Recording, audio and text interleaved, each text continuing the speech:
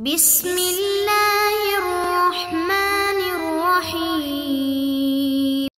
بسم اللہ الرحمن الرحیم الحمد للہ رب العالمین والعاقبۃ للمتقین والصلاة والسلام علی اشرف الخلق والمرسلین اما بعد۔ عزیز طلبہ، آج کتاب الہدایہ جز 40 کا سبق نمبر 14 ہے، اور یہ سبق جنس بیع بعض الشیء یعنی کسی چیز کے بعض حصے کو فروخت کرنا، اس کا کیا حکم ہے، اس کے متعلق ہوگا، اور کتاب کے عبارت و من اشتری عشرۃ اذرع سے لے کر فی المعدوم فافترقا تک ہوگی۔ تو سب سے پہلے ہم اس سبق کے متعلقہ اصول پر بات کرتے ہیں۔ اصل نمبر 1، القدر فی المکیلات والوزن فی الموزونات اصل والذرع فی المدروعات وصف۔ موزونات میں وزن اور مکیلات میں قدر یہ اصل ہے، جبکہ مزروعات میں زرع یہ وصف ہے۔ اگلی بات یہ کہ الاوصاف لا يقابلها شيء من الثمن الا ان تكون مقصودة بالافراد بذكر الثمن۔ اوصاف کے مقابلے میں ثمن کا کچھ حصہ نہیں آتا، البتہ اگر وہ مقصودی بن جائے تو اس صورت میں اوصاف کے مقابلے میں بھی ثمن کا کچھ حصہ آئے گا۔ اور یہ مقصودی بنتے کس چیز سے ہیں، یعنی اوصاف کن چیزوں سے مقصودی بن جاتی ہے؟ تو اگر ہر وصف کی قیمت کو بالانفراد ذکر کیا جائے، الگ طور پر ذکر کیا جائے، تو وصف بھی اصل کی مانند ہو جائے گا۔ اصل نمبر 3، ما لم يتعیب بالتبعید والتشخیص فهو اصل وما تعیب وتضرر به فهو وصف۔ ہمیں کیسے پتہ چلے گا کہ اصل ہے یا وصف ہے؟ تو ایک ضابطہ بیان کیا گیا کہ ہر وہ چیز جو اجزاء اور ٹکڑے ٹکڑے کرنے سے عیبدار نہ بنے تو وہ تو اصل ہے، اور جو ٹکڑے ٹکڑے کرنے سے یا اجزاء بنانے سے عیبدار بنے تو وصف کہلائے گا۔ اصل نمبر 4، یہ انتہائی اہم اصل ہے، اشتراط القبول فی غیر المبیع للقبول فی المبیع مفسد للعقد۔ یعنی مبیع کے قبول کے لیے غیر مبیع کی شرط لگانا کہ یہ غیر مبیع کو بھی قبول کرنا پڑے گا تو اس عقد کو فاسد کر دیتا ہے۔ مثلا ایک شخص نے ایک آزاد اور ایک غلام کو ایک ہی عقد میں جمع کیا، تو یہاں پر غلام جو ہے وہ تو مبیع بن سکتا ہے لیکن آزاد آدمی مبیع نہیں بن سکتا، تو اس عقد میں غیر مبیع کو جو کہ آزاد آدمی ہے اس کو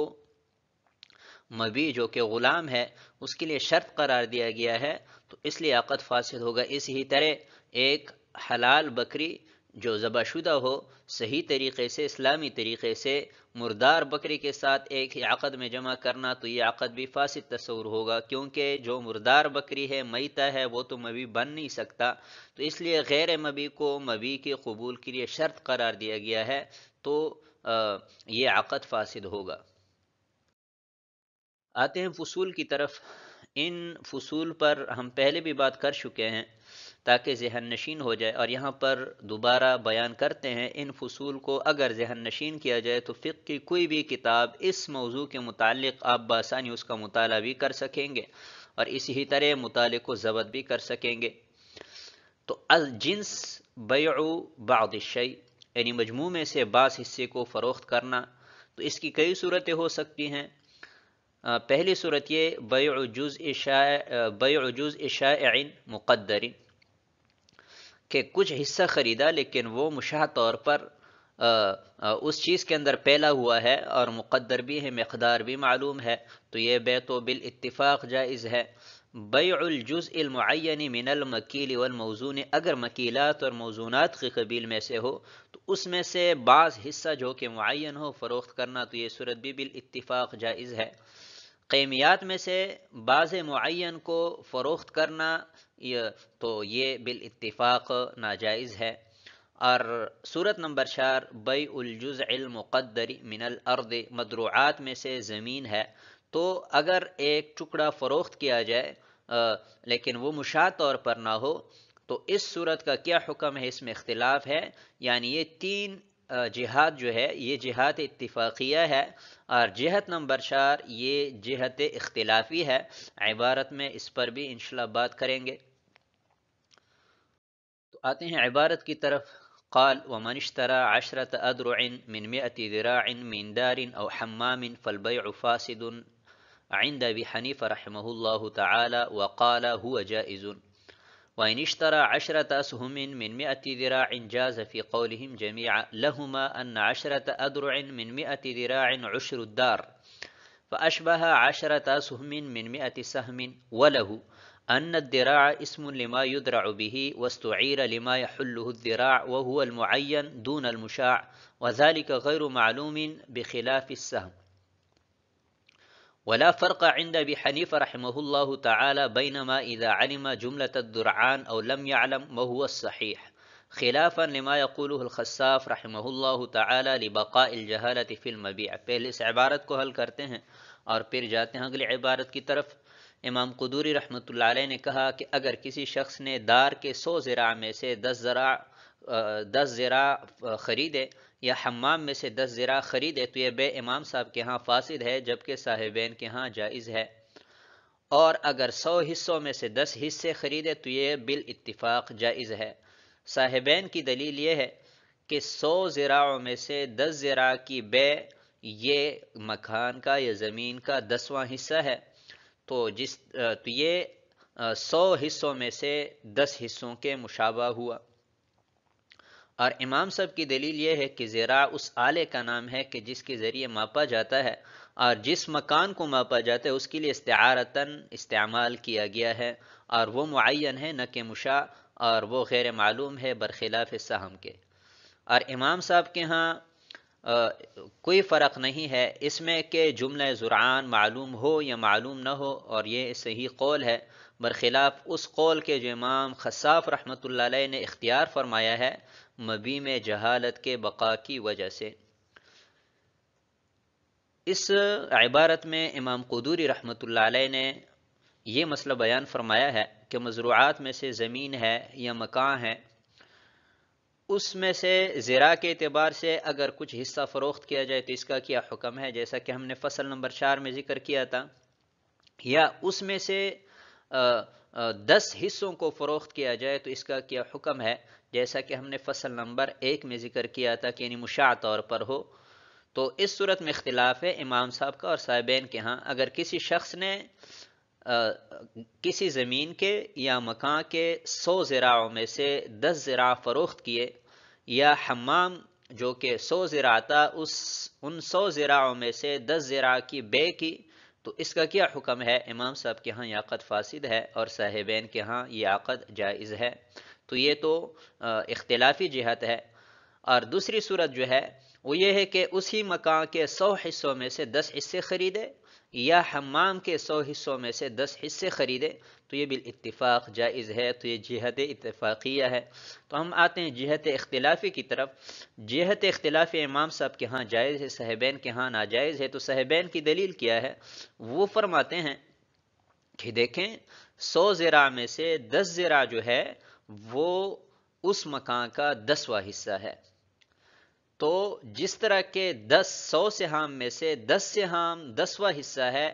اسی ہی طرح 100 ذراع میں سے 10 ذراع بھی 10واں حصہ ہے، لہٰذا دونوں مشابہ ہوئے. تو ذراع کے مسئلے کو ہم قیاس کرتے ہیں سہام کے مسئلے پر. تو جس طرح کہ سہام کا مسئلہ جائز ہے اسی ہی طرح ذراع کا مسئلہ بھی جائز ہے. اور امام صاحب کی دلیل یہ ہے کہ ذراع اس آلے کا نام ہے کہ جس کے ذریعے ماپا جاتا ہے. گز جس کو ہم اردو میں کہتے ہیں، وہ لوہے کا جو آلہ ہوتا ہے جس کے ذریعے کپڑوں کو اور زمینوں کو ماپا جاتا ہے. تو حقیقتاً ذراع کا استعمال اس آلے کے لیے کیا جاتا ہے، اور مجازی استعمال جس مکان کو ماپا جاتا ہے، مثلا ہم کہتے ہیں 1 گز کپڑا یا 1 گز زمین، تو جس مکان کو یا مزروعات کی قبیل میں سے جس چیز کو ماپا جاتا ہے اس کے لیے استعارتاً استعمال کیا جاتا ہے. تو یہاں پر ہم کس جہت کو ترجیح دیں؟ تو پہلی جہت کو تو ہم ترجیح دے نہیں سکتے کہ ہم اس سے ذراع سے اعلیٰ مراد لیں. یہاں پر ذراع کا لفظ استعمال ہوا ہے تو اس ذراع سے ہم آلے کو مراد لیں یا جو مکان ماپا گیا ہے اس مکان کو ہم مراد لیں. تو امام صاحب فرماتے ہیں کہ پہلی جہت کی تعین تو مشکل ہے، کیونکہ وہ آلہ تو فروخت نہیں ہوا ہے بلکہ جو زمین ماپی گئی ہے زمین فروخت ہوئی ہے. تو دوسری جہت متعین ہوئی کہ یہاں پر ذراع سے دوسری جہت متعین ہے، تو جب دوسری جہت کو ہم ماپیں گے تو ظاہری سی بات ہے کہ اس کی تعین بھی ہو جائے گی، لیکن وہ مشاع طور پر نہیں ہوگی، تو اس لیے یہ عقد جائز نہیں ہوگا، کیونکہ تعین کے باوجود بھی اس میں جہالت ہے، جہالت بھی ایسی جہالت کہ اس پر جھگڑا ہوگا۔ کیسے کہ جب تعین ہو گئی 10 ذراع کی، تو مشتری کہے گا کہ میں 10 ذراع مشرق کی جانب لوں گا، بائیں کہے گا کہ نہیں بلکہ مشرق کی جانب، مغرب کی جانب، یا شمال کی جانب، یا جنوب کی جانب، یعنی ضروریات اور سہولیات کے اعتبار سے جگہوں کی جو قیمتیں ہیں وہ بدلتی رہتی ہے، تو جس جگہ میں مشتری کو زیادہ سہولیات ملے تو اس جہت کو وہ طلب کرے گا، اور بائیں وہ جہت حوالہ کرے گا کہ جس میں بائیں کو زیادہ نفع ہوگا۔ تو یہاں پر تعین کے باوجود بھی ایسی جہالت ہے کہ جو نزاع کا سبب ہے، اور ہم اصل پڑھ چکے ہیں کہ ہر ایسی جہالت جو نزاع کا سبب بنے وہ مفسد للعقد ہے، تو یہ ناجائز ہے، برخلاف سہم کے۔ وجہ فرق کیا ہے؟ سہم جو ہے وہ مشاع طور پر شرکت کو، یعنی سہم کے ذریعے مشاع طور پر شرکت ہوتی ہے۔ مثلا کسی شخص نے 100 سہام میں سے 10 حصے خریدے، تو اب اس کا مطلب یہ ہے کہ جو مشتری ہے بائیں کے ساتھ ان 100 حصوں میں سے ہر حصے کے اندر 1/10 کے اعتبار سے شریک ہے، تو ہر حصے میں سے جو نفع آئے گا تو وہ 9 حصے تو مشتری کے ہوں گے، بائیں کے ہوں گے، اور 1 حصہ مشتری کو ہوگا۔ تو یہاں پر کوئی جھگڑا نہیں ہے، نہ کوئی ایسی جہالت ہے کہ جو مفضل منازع ہو، لہذا سہام کے مسئلے پر ذراع کے مسئلے کو قیاس کرنا، یہ قیاس مع الفارق ہے۔ اگلی بات یہ بیان کرنا چاہ رہے ہیں کہ امام صاحب کے ہاں، امام خصاف رحمۃ اللہ علیہ نے یہ ذکر فرمایا ہے کہ ذراع کی صورت امام صاحب کے ہاں ناجائز ہے، لیکن یہ اس صورت میں ہے کہ جب کل ذرعان معلوم نہ ہو، جیسے کہ اوپر 100 ذراع ذکر کیے گئے، یہ تو معلوم ہے، تو اس صورت میں تو امام صاحب کے ہاں یہ جائز ہے، البتہ اگر کل ذرعان معلوم نہ ہو تو جہالت کی بقا کی وجہ سے یہ عقد امام صاحب کے ہاں تصور نہیں ہوگا۔ لیکن صاحب ہدایہ فرماتے ہیں کہ امام خصاف رحمۃ اللہ علیہ نے جو قول ذکر کیا ہے یہ درست نہیں ہے، بلکہ درست وہی ہے جو ہم اوپر ذکر کر چکے کہ چاہے جملہ ذرعان معلوم ہو جیسے کہ یہاں پر معلوم ہے، تو اس کے باوجود بھی امام صاحب کے ہاں ناجائز ہے، یا جملہ ذرعان معلوم نہ ہو۔ آتے ہیں اگلی عبارت کی طرف۔ قال ولو اشترى عدلا على أنه 10 أثواب فإذا هو 9 أو 11 فسد البيع لجهالة المبيع أو الثمن. قال ولو بين لكل ثوب ثمنا جاز في فصل النقصان بقدره وله الخيار ولم يجز في الزيادة لجهالة العشرة المبيع. وقيل عند أبي حنيفة رحمه الله تعالى لا يجوز في فصل النقصان أيضا وليس بصحيح، بخلاف ما إذا اشترى ثوبين على أنهما هربيان فإذا أحدهما مروي حيث لا يجوز فيهما وإن بين ثمن كل واحد منهما، لأنه جعل القبول في المروي شرطا لجواز العقد في الهروي وهو شرط فاسد ولا قبول يشترط في المعدوم فافترقا۔ امام قدوری رحمۃ اللہ علیہ نے کہا کہ اگر کسی شخص نے کپڑوں کی ایک گٹھڑی اس شرط پر خریدی کہ اس میں 10 کپڑے ہیں، لیکن وہ 9 نکلے یا 11 نکلے، تو یہ عقد فاسد ہے مبیع یا ثمن کے مجہول ہونے کی وجہ سے۔ امام قدوری رحمۃ اللہ علیہ نے کہا کہ اگر ہر کپڑے کی قیمت کو الگ سے بیان کرے تو نقصان کی صورت میں اسی میں کے بقدر عقد جائز ہوگا اور مشتری کو خیار بھی ہوگا، اور زیادتی کی صورت میں عقد جائز نہیں ہوگا 10 فرخ شدہ کپڑوں کے مجہول ہونے کی وجہ سے۔ اور کہا گیا ہے کہ امام ابو حنیفہ رحمۃ اللہ علیہ کے ہاں نقصان کی صورت میں بھی عقد جائز نہیں ہے، لیکن یہ قول صحیح نہیں ہے، برخلاف اس صورت کے کہ ایک شخص نے 2 کپڑے اس شرط پر خریدے کہ دونوں ہروی ہے، تو ان دونوں میں سے ایک مروی نکلے تو یہ عقد جائز نہیں ہوگا اگرچہ ان دونوں کپڑوں میں سے ہر ایک کی قیمت کو الگ سے بیان کریں، اس لیے کہ یہاں پر مروی کے قبول کو شرط قرار دیا گیا ہے، ہروی میں عقد کے جواز کے لیے یہ شرط فاسد ہے، اور معدوم میں قبول کی کوئی شرط نہیں لگائی جاتی، لہٰذا دونوں میں فرق واضح ہوا۔ اس میں امام قدوری رحمۃ اللہ علیہ نے یہ مسئلہ بیان فرمایا ہے کہ ایک شخص نے کپڑوں کی ایک گٹھلی خریدی، مزروعات کے قبیل میں سے ہے، لیکن شرط یہ لگائی کہ اس میں 10 کپڑے ہیں، لیکن 10 کپڑوں کے بجائے جب وہ بعد میں گنے گئے وہ 9 نکلے یا 11 نکلے، تو ان دونوں صورتوں میں امام قدوری رحمۃ اللہ علیہ فرماتے ہیں کہ عقد فاسد ہے، کیونکہ اگر 9 نکلیں گے تو اس صورت میں ثمن مجہول ہے، اور اگر 11 نکلے تو اس صورت میں مبیع مجہول ہے۔ 9 نکلنے کی صورت میں ثمن مجہول کس طرح ہے؟ وہ بئی طور کہ ہر کپڑے کی قیمت یہاں پر متعین نہیں ہے، البتہ ایک کپڑے کی قیمت کو ثمن کو ہم منفی کریں گے، تو ہم کس قسم کے کپڑے کی ثمن کو منفی کریں؟ آیا وسط درجے کی، اعلیٰ درجے کی، یا جو ہے کمزور درجے کے کپڑے کی ثمن کو ہم منفی کریں؟ تو اس اعتبار سے ثمن میں جہالت آ گئی کہ ہم نے ایک کپڑے کی قیمت کو کم کرنا ہے، لیکن قیمت کتنی کم کریں وہ ہمیں معلوم نہیں ہے، لہٰذا اس وجہ سے یہ عقد فاسد ہے۔ اور اگر 11 نکلے تو اس صورت میں مبیع مجہول ہے۔ کس طرح کہ عقد تو 10 پر وارد ہوا ہے، تو ابھی مشتری کو بائے 10 کپڑے حوالہ کرے گا اور ایک اپنے پاس رکھے گا، لیکن اگر حوالہ کرے تو کون سے 10 حوالہ کریں وہ معلوم نہیں ہے، کیونکہ یہاں پر اگر مشتری 10 کپڑے حوالہ کرے گا اور ایک کپڑا اپنے پاس رکھے گا تو یہاں پر جھگڑے کا خدشہ ہے۔ وہ اس طرح کہ اگر بائع اپنے پاس اعلیٰ قسم کے کپڑے کو رکھے گا تو مشتری کہے گا کہ نہیں، یہ ردی قسم کا کپڑا اپنے پاس رکھو، یہ اعلیٰ قسم کا مجھے دو، تو اس پر جھگڑا ہوگا، نزاع ہوگا، چونکہ اس عقد میں نزاع کا خدشہ ہے اور مبیع مجہول ہے، تو اس بنا پر یہ عقد فاسد ہے۔